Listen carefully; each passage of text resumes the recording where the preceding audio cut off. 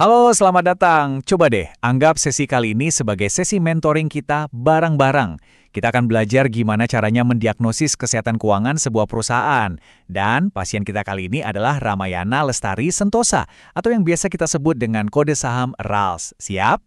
Oke, kita mulai dari pertanyaan yang paling dasar ya. Sebagai investor, kadang kita pusing kan ya.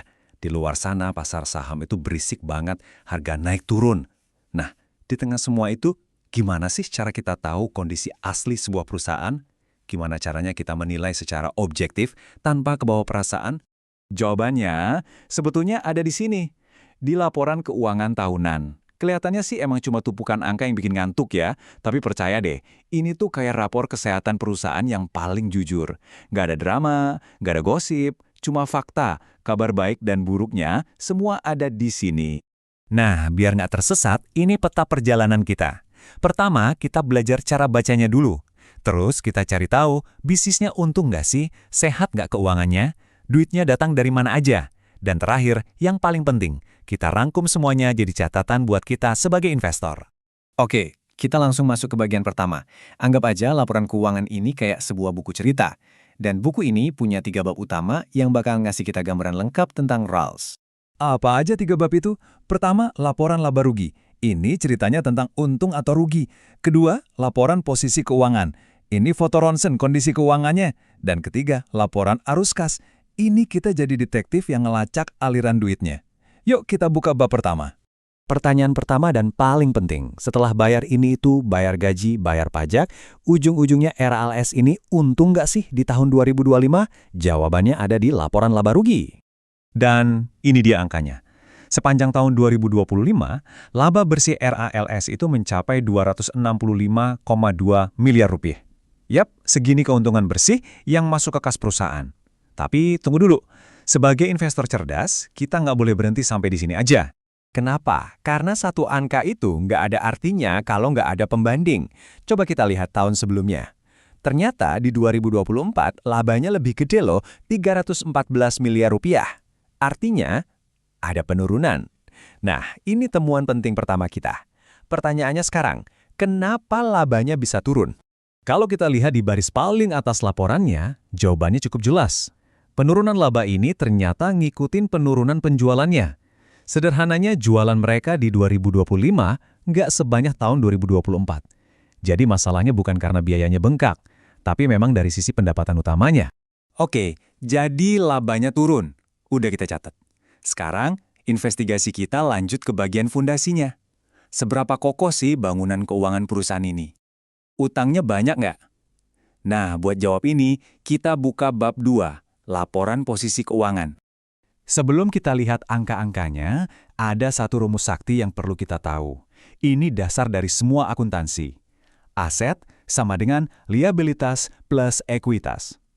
Gampangnya gini deh, semua harta yang dipunya perusahaan, aset, itu sumbernya cuma dari 2. Dari utang, liabilitas, atau dari modal sendiri, ekuitas.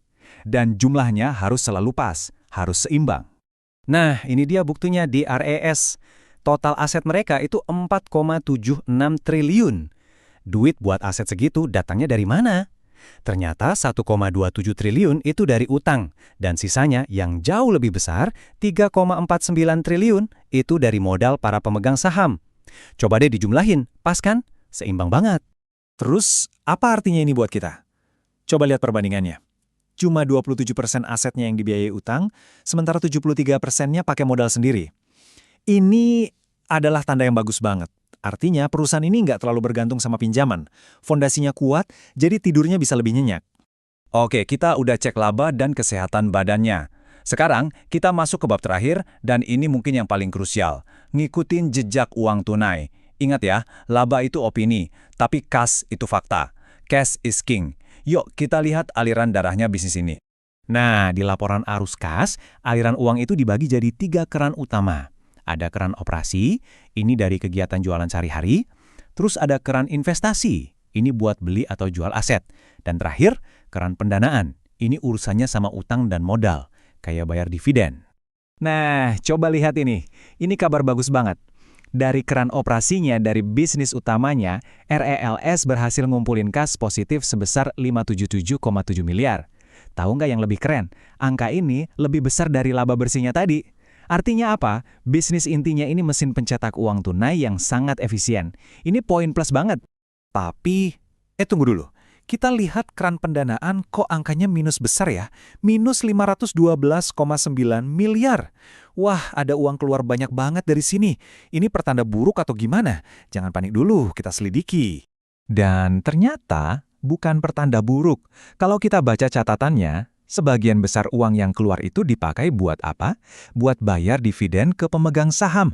Jumlahnya lebih dari 355 miliar.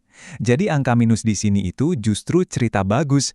Ini cerita tentang perusahaan yang berterima kasih ke investornya dengan bagi-bagi keuntungan tunai. Oke, selesai sudah kita membedah 3 bab dari buku cerita RELS. Sekarang waktunya merangkum. Apa aja sih poin-poin penting yang harus kita sebagai investor bawa pulang dari sini? Jadi gini rangkumannya. 1. Labanya memang turun dibanding tahun lalu. Ini harus jadi perhatian. Tapi yang kedua, struktur modalnya sehat banget, utangnya sedikit. Ketiga, arus kas dari bisnis intinya kuat dan positif. Ini bagus.